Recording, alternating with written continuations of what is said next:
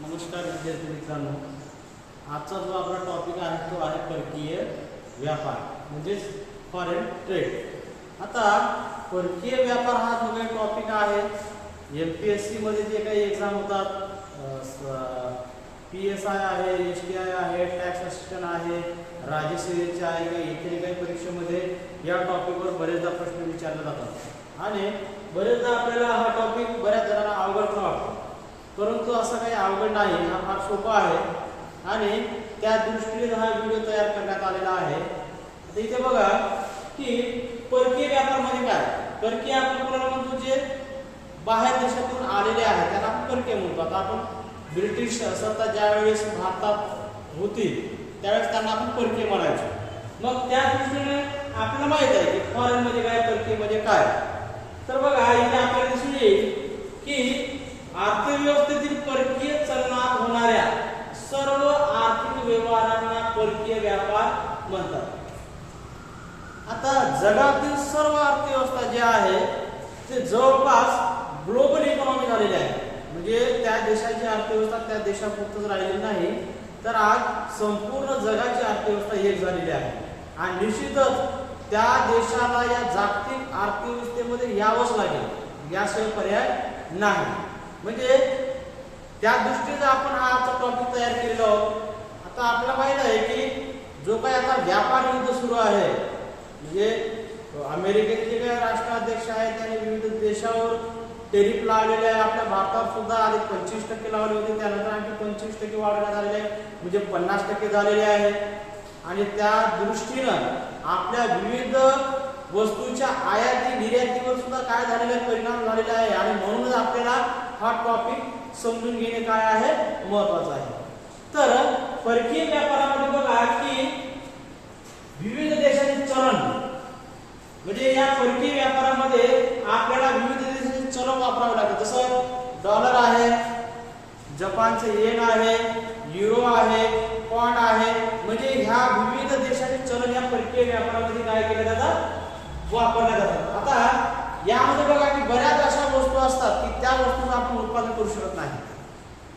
मग अशा वस्तूचं उत्पादन आपण करू शकत नाही, मग त्या वस्तू आपण इतर देशातून काय करतो, आयात करतो। आयात म्हणजे काय, तर दुसऱ्या देशातून ती वस्तू आणणे, याला आपण आयात करतो। आता समजा पेट्रोलियम वस्तू आहे, मग या वस्तूचं आपल्याकडे प्रोडक्शन होत नाही, जसं मुंबई हाय आहे आणि आसामचं दिग्बोई आहे, या दोन ठिकाणी जर सोडलं तर बाकी ठिकाणी काही उत्पादन होत नाही।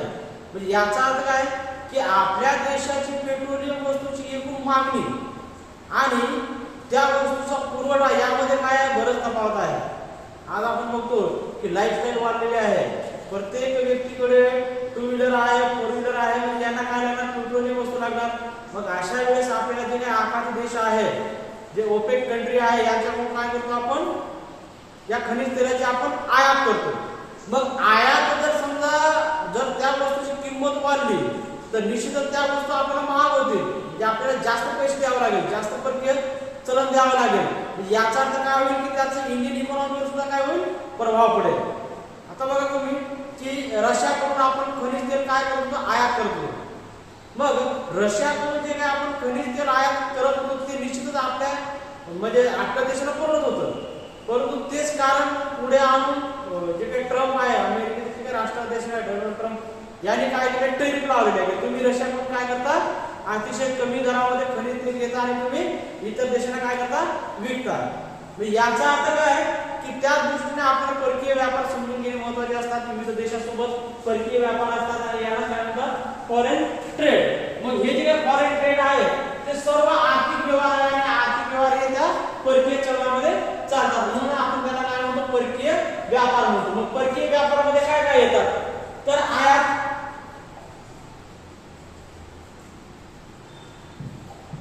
आता परकीय व्यापारामध्ये बघा आयात, आयात म्हणजे काय, तर मी आताच सांगितलं तुम्हाला की बऱ्याच वस्तू अशा असतात की त्याचं आपण प्रोडक्शन करू शकत नाही। इंजिनिअरिंग वस्तू आहे, काही औषधे सुद्धा आहे, मग अशा काही वस्तू असतात की ज्या आपण प्रोडक्शन करू शकत नाही किंवा ते प्रोडक्शन करण्यासाठी आपल्याला महाग पडतात। सेमीकंडक्टर आहे, त्या वस्तूची आपण काय करतो, आपण त्या वस्तूची आयात करतो। रशिया आहे, अमेरिका आहे, चीन आहे, ब्रिटन आहे, फ्रान्स आहे, बऱ्याच या देशाकडून काय करतो, आपण त्या वस्तूची आयात करतो। मग आयात केल्यानंतर फेडावं लागतं त्या परकीय चलनाच्या स्वरूपामध्ये। मग जेवढं एखाद्या देशाचं जेवढं आयात जास्त असेल, म्हणजे निश्चितच आयात जर जास्त असेल तर काय आहे की त्या देशाला ते काय आहे, प्रतिकूल आहे। म्हणजे विचार करा, एखादा व्यक्ती आहे आणि तो फक्त कर्जच काढत आहे, त्याचं उत्पन्न कमी आहे, इन्कम, आणि तो कर्जच काढत आहे, म्हणजे काय होईल, तो कर्जबाजारी होईल। मग अशी परिस्थिती काय इंटरनॅशनल लेवलवर आहे। म्हणजे आपण फक्त आयातच करत राहिलो आणि आपण निर्यात नसेल तर निश्चितच तो ती जी काही कंडिशन आहे, जी काही व्यापार आहे ते आपल्यासाठी काय असणार, प्रतिकूल असणार। म्हणूनच तर ज्या वेळेस जागतिक स्तरावर वार सुरू होतात, जसं रशिया युक्रेनचा वार आहे, इस्रायल इराणचा वार आहे, आणि हे सर्व देश काय आहे, पेट्रोलियम वस्तू उत्पादन करणारे देश आहे। मग ज्या वेळेस त्यामध्ये वार असतात त्यामुळे निश्चित त्यांना उत्पादन युद्ध खर्च जास्त येईल। मग युद्ध खर्च भरून काढण्यासाठी ते काय करतील, जे काही खनिज तेल आहे किंवा पेट्रोलियम वस्तू आहे यांची किमती वाढवणार। मग पेट्रोलियम वस्तूच्या किमती वाढल्यानंतर निश्चित ते आपण महाग पडतील। म्हणजे महाग पडल्यानंतर जो पैसा आपल्याला डेव्हलपमेंटवर खर्च करायचा आहे तो पैसा आपल्याला कुठे खर्च करावा लागेल, तर या खनिज तेलावर, या क्रूड ऑइलवर। म्हणजे याचा अर्थ काय की निश्चितच ते आपल्यासाठी काय असणार, प्रतिकूल असणार। म्हणूनच जागतिक जे काही अर्थव्यवस्था आहे त्यामुळे सर्व जे काही देशाची अर्थव्यवस्था आहे ते इन्व्हॉल्व झालेले आहे। म्हणजे रशिया युक्रेनचा वार सुरू आहे, इस्रायल इराणचा वार सुरू आहे, ते आपल्यासाठी सुद्धा काय असतात, प्रतिकूल असतात। आणि याचा फटका तर विकसनशील देशांना निश्चितच जास्त बसतो। त्यानंतर निर्यात, फक्त आपण आयातच करतो असं नाही, तर आयातीचे देणी सुद्धा आपल्याला निर्यातीच्या स्वरूपात फेडावं लागतं। मग अशा वेळेस काय करतो की आपला देश आता विकसनशील देश आहे, कृषी प्रधान देश आहे। मग अशा वेळेस आपण काय करतो की आयातीचे देणं आपण निर्यातीच्या माध्यमातून फेडतो।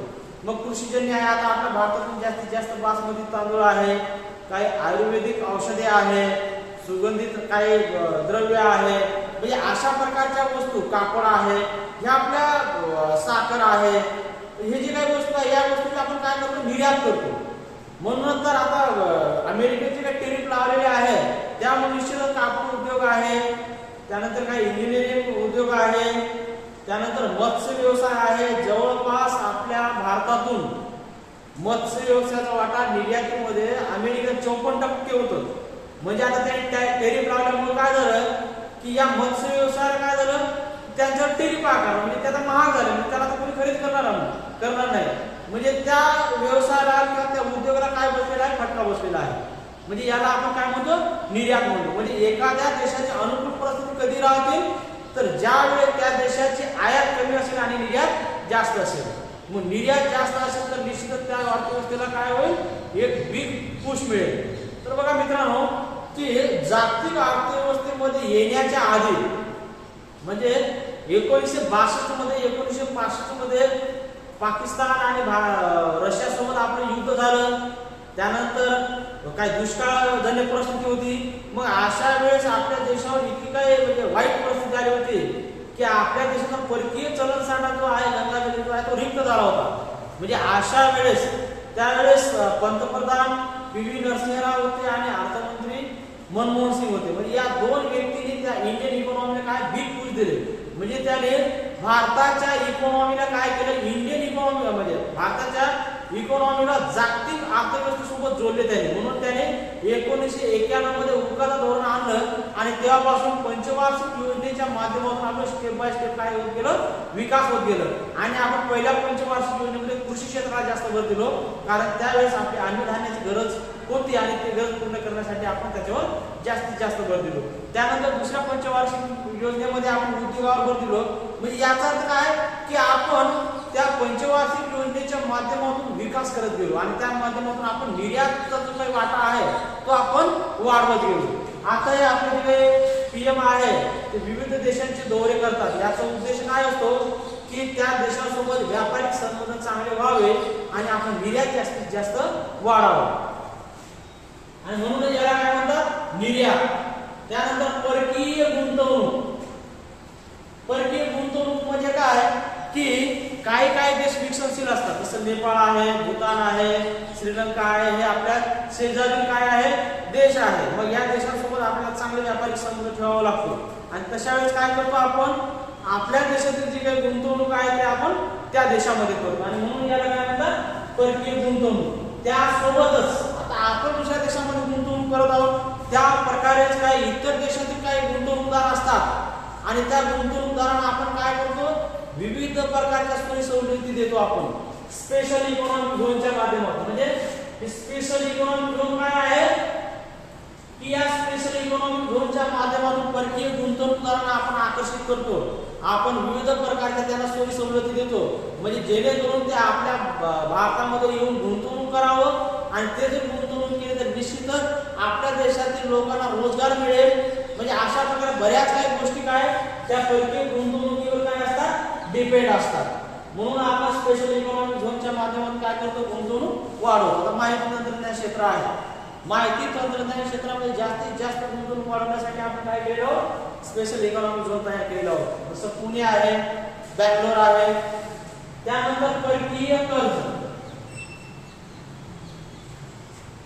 परकीय कर्ज का घ्यावं लागतं, तर एखादा देश जर आर्थिक संकटात असेल म्हणजे त्या देशावर काही नैसर्गिक परिस्थिती किंवा काही दुष्काळ अशी जी काही संकटग्रस्त परिस्थिती असतात, अशा वेळी त्या देशाजवळ त्यांची काही समस्या आहे सोडवण्यासाठी काय त्यांच्याजवळ पैसा नसतो. मग अशा वेळेस आपल्याला परकीय देशाकडून सुद्धा काय करावं लागतं, आपल्याला कर्ज घ्यावं लागतं. जसं काही परकीय जागतिक संघटना सुद्धा असतात, जसं वर्ल्ड बँक आहे, वर्ल्ड बँककडून आपण बरेचदा पैसे घेतलेले आहोत, परकीय कर्ज घेतलेले आहोत. त्यानंतर जागतिक बँक आहे, इंटरनॅशनल मॉनिटरी फंड आहे, आंतरराष्ट्रीय मुद्रा निधी आहे. हे जे काही जागतिक संस्था आहेत, जागतिक संस्था विकसित देश आहेत, अविकसित देश आहेत, त्या देशांना काय करत असतात, कर्ज देत असतात आणि अतिशय कमी दरामध्ये कर्ज देत असतात. आपल्याला जी काही आपली अणुचाचणी होती पोखरण मधली, ती अणुचाचणी व्हायच्या आधी आपल्याला परकीय कर्ज मिळायचं, परंतु त्यानंतर मात्र परकीय कर्जाचा वाटा काय झालं, कमी झालं. म्हणजे अशा प्रकारे आपण अमेरिका आहे, जागतिक व्यापार संघटना आहे, आंतरराष्ट्रीय मुद्रा निधी आहे, यांच्याकडून सुद्धा आपण काय घेत असतो, परकीय कर्ज घेत असतो. परंतु परकीय कर्ज हे नेहमी काय असावं, कमी असावं. जर परकीय कर्ज आपण जास्तीत जास्त वाढत असेल तर निश्चित त्या देशासाठी काय असतात, प्रतिकूल कंडिशन असतात. त्यानंतर चालू खाते, त्यानंतर ते आपण पुढच्या टॉपिक मध्ये बघणार आहोत. भांडवली खाते, त्यानंतर व्यवहार तोल, व्यापार तोल, परकीय चलन साठा. म्हणजे काय, परकीय चलन साठा म्हणजे आता परकीय जे काही व्यापार आहे ते सगळे फॉरेन म्हणजे इंटरनॅशनल त्या चलनामध्ये चालतात. मग अशा वेळेस जर समजा आपलं जर अमेरिकेसोबत जर व्यापार असेल तर 54% अमेरिकेसोबत आपला व्यापार आहे, मग अशा वेळेस आपल्या परकीय गंगाजळीमध्ये काय पाहिजे, डॉलर पाहिजे. म्हणजे त्यांच्यासोबत व्यवहार करण्यासाठी आपल्याला काय पाहिजे, डॉलर पाहिजे. याला काय म्हणतात, परकीय चलन साठा. म्हणजे परकीय चलन साठा जितकं जास्त असेल तितकं त्या देशासाठी काय आहे, अनुकूल परिस्थिती आहे असं म्हटलं जातं.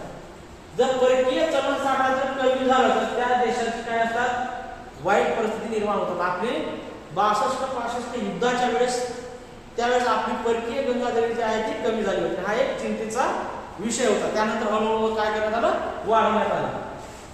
म्हणजे या सर्वांचे जे काही आहे हे आयात निर्यात, परकीय गुंतवणूक, परकीय कर्ज, चालू खाते, भांडवली खाते, व्यवहार तोल, व्यापार तोल, परकीय चलन साठा, या सर्वांचा समावेश कशामध्ये होतो, तर परकीय व्यापारात होतो. म्हणजे अशा प्रकारे याला काय म्हणतात, परकीय व्यापाराची डेफिनेशन आहे. त्यानंतर व्यापार तोल म्हणजे काय, ते आपण आपल्या परकीय व्यापाराची डेफिनेशन पाहत असताना त्यामध्ये व्यापार तोल हा शब्द होता, तरी ते आपण समजून घेऊया. व्यापार तोलला बॅलन्स ऑफ ट्रेड असं म्हटलं जातं, बीओटी, बॅलन्स ऑफ ट्रेड. तर यामध्ये काय असतं, व्यापार तोल म्हणजे काय, तर व्यापार तोल म्हणजे देशाच्या दृश्य म्हणजे काय की ज्याला आपण डोळ्याने पाहू शकतो, ज्याला आपण स्पर्श करू शकतो त्याला आपण काय म्हणतो, दृश्य म्हणतो, व्हिजिबल. मग व्यापार तोल म्हणजे देशाच्या दृश्य व्यापारातील आयात व निर्यातीची पद्धतशीर नोंदणी म्हणजे दृश्य व्यापार होय. म्हणजे याचा अर्थ काय की दृश्य व्यापार तोलामध्ये त्याच गोष्टींचा समावेश होतो की ज्या गोष्टी दृश्य स्वरूपात असतात, ज्या गोष्टीला आपण स्पर्श करू शकतो.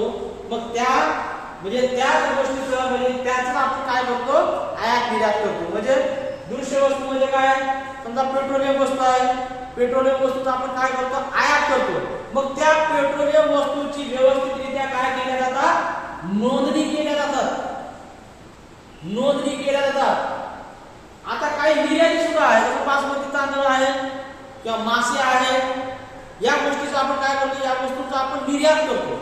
मग हे सुद्धा कशामध्ये येणार, तर व्यापारामध्ये येणार, कारण ते दृश्य स्वरूपात आहे आणि याची सुद्धा काय केल्या जातात, नोंदणी केल्या जातात. म्हणजे याचा अर्थ काय की दृश्य वस्तूंच्या आयाती व दृश्य वस्तूंच्या निर्यातीची नोंदणी ज्यामध्ये केल्या जातात त्याला व्यापार टोल असं म्हणतात. आता यामध्ये बघा की ज्या व्यापारातील घटक डोळ्याने दिसू शकतात त्यांची भौतिक देवाणघेवाण करता येते. उदाहरणार्थ पेट्रोलियम आहे, ओपेक कंट्री आहे, अमेरिका आहे किंवा रशिया आहे, इराण आहे, इस्रायल आहे, या देशातून काय करतो आपण, पेट्रोलियम वस्तू घेतो आणि त्याच्यावर आपण, आता हे झाले आयात, परंतु त्याच्यावर आपण प्रक्रिया करतो. म्हणजे हे जे काही क्रूड ऑइल असतात त्यांच्यावर प्रक्रिया करावी लागतात, तेव्हा ते आपण त्याला काय करू शकतो, यूज करू शकतो. म्हणजे या वस्तूवर आपण प्रक्रिया करू, मग या वस्तूवर प्रक्रिया करण्यासाठी फार मोठमोठे मशिनरी असतात. मग ह्या मशिनरी जे आहे यांना शुद्ध करण्यासाठी लागणारे जे भांडवल आहे हे छोट्या छोट्या गरीब देशाकडे नसतात, जसं नेपाळ आहे, भूटान आहे. मग ते काय करतात, ते आपल्याकडून खरेदी करतात. म्हणजे यालाच काय म्हणतात, पुनर्निर्यात. म्हणजे आपण निर्यात केलो आणि आपण निर्यात केल्याने त्याच्यावर प्रक्रिया केली आणि परत आपण काय केलं, दुसऱ्या देशाला आपण काय केलं, आपण निर्यात केलो. म्हणजे आता काय याला म्हणतात, पुनर्निर्यात. म्हणजे पेट्रोलियम वस्तूची जी काय आयात निर्यात आहे याचा सुद्धा समावेश आहे. त्यानंतर कापड आहे, कापडासाठी तर आपलं मार्केट फार चांगलं आहे, भारताचं मार्केट. जवळपास चीन आहे, इंग्लंड आहे, अमेरिका आहे, या ठिकाणी बऱ्याच प्रमाणात आपल्या देशातील जे काही कापड आहे यांना चांगल्या प्रकारची मागणी आहे. परंतु या टेरिफ मुळे जे अमेरिकेचे काही टेरिफ लावलेले आहे त्यामुळे जरा त्या कापड व्यवसायावर जरा मंदी आलेली आहे. त्यानंतर तयार कपडे हे सुद्धा आपल्या देशातून काय केलं जातं, जास्तीत जास्त निर्यात केल्या जातात. त्यानंतर अभियांत्रिक आहे, म्हणजे अभियांत्रिक वस्तूंची सुद्धा काय केल्या जातात, आयात केल्या जातात, काही वेळेस निर्यात केल्या जातात. जसं सेमी कंडक्टर आहे, सेमी कंडक्टर आपण सुद्धा काय करतो, आयात करतो. त्यानंतर वस्तू आहे, साखर आहे, म्हणजे साखरेच्या बाबतीत म्हणजे साखर निर्यातीमध्ये तर आपण जागतिक क्रमांकावर आहोत. जे ब्राझील आणि भारत हे चांगल्या प्रकारे काय आहे, जास्तीत जास्त साखरेची निर्यात करतात. म्हणजे निर्यातीमध्ये आपल्या साखरेच्या बाबतीत काय जास्तीत जास्त वाटा आहे. त्यानंतर काय हस्तकला वस्तू असतात, हस्तकला वस्तूला सुद्धा जास्तीत जास्त जागतिक स्तरावर काय आहे, मागणी आहे. त्यानंतर काय तयार गाड्या आहे, जसं टाटाचे, समजा टाटाची गाड्या आहे, टाटाच्या बऱ्याच गाड्या ज्या आहेत ते फॉरेन कंट्रीमध्ये काय करतात, मागणी करतात. त्यानंतर गोल्ड आहे, सोने सुद्धा आपण काय करतो, आयात पण करतो आणि निर्यात पण करतो. अन्नधान्य आहे, आता सौदी अरेबियाला आपण अन्नधान्य काय करतो, निर्यात करतो आणि पेट्रोलियम वस्तूची आपण काय करतो, आयात करतो. म्हणजे याला काय म्हणतात, व्यापार टोल. म्हणजे व्यापार टोलामध्ये काय असतात की ज्या दृश्य वस्तू असतात, ज्या भौतिक वस्तू असतात त्या वस्तूची आपण काय करतो, आयात निर्यात करतो आणि त्यांचीच नोंदणी कशामध्ये केल्या जातात, व्यापार टोलामध्ये केल्या जातात.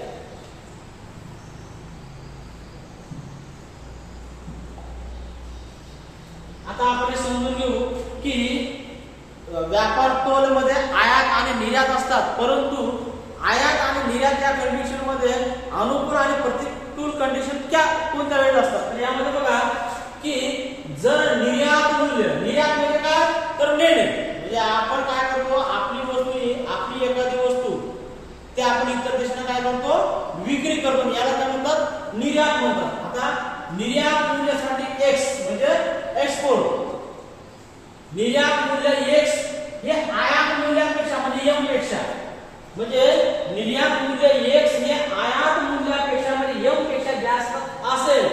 बघा इथे एम म्हणजे आयात आणि एक्स म्हणजे निर्यात, म्हणजे आयातीपेक्षा निर्यात जर जास्त असेल तर निश्चितच तो व्यापार त्या देशासाठी काय असणार, अनुकूल असणार. काय असणार, अनुकूल असणार. म्हणूनच आपण जास्तीत जास्त निर्यात करण्याचा काय करतो, प्रयत्न करतो. म्हणजे निर्यात जर जास्त असेल तर निर्यातीच्या माध्यमातून आपल्या परकीय चलनसाठा जास्त मिळेल आणि परकीय चलनसाठा जेवढं जास्त असेल तेवढंच आपली इकॉनॉमी काय होईल, डेव्हलपमेंट होईल. म्हणून आपण विविध वस्तूंचे निर्यातीसाठी काय करतो, प्रयत्न करतो आणि जेवढं जास्त निर्यात असेल तेवढी जास्त अनुकूल परिस्थिती निर्माण होईल. त्यानंतर या उलट जर आयात मूल्य हे निर्यात मूल्यापेक्षा जास्त असेल, बघा इथे निर्यातीपेक्षा आयात जास्त आहे म्हणजे एक्स पेक्षा एम फॅक्टर काय आहे, जास्त आहे, तर व्यापार पण काय होईल, तर प्रतिकूल होईल. म्हणजे एखाद्या देशातून फक्त आपण आयातच करत आहोत आणि आपली निर्यात कमी आहे तर निश्चितच आपल्याला चलनसाठा त्यांना जास्त द्यावं लागेल, आहे की नाही. म्हणजे एखादा व्यक्ती फक्त कर्ज घेत आहे तर एक वेळ असं येईल की तो इतका कर्ज मागायला होईल की त्याला कोणीच कर्ज देणार नाही.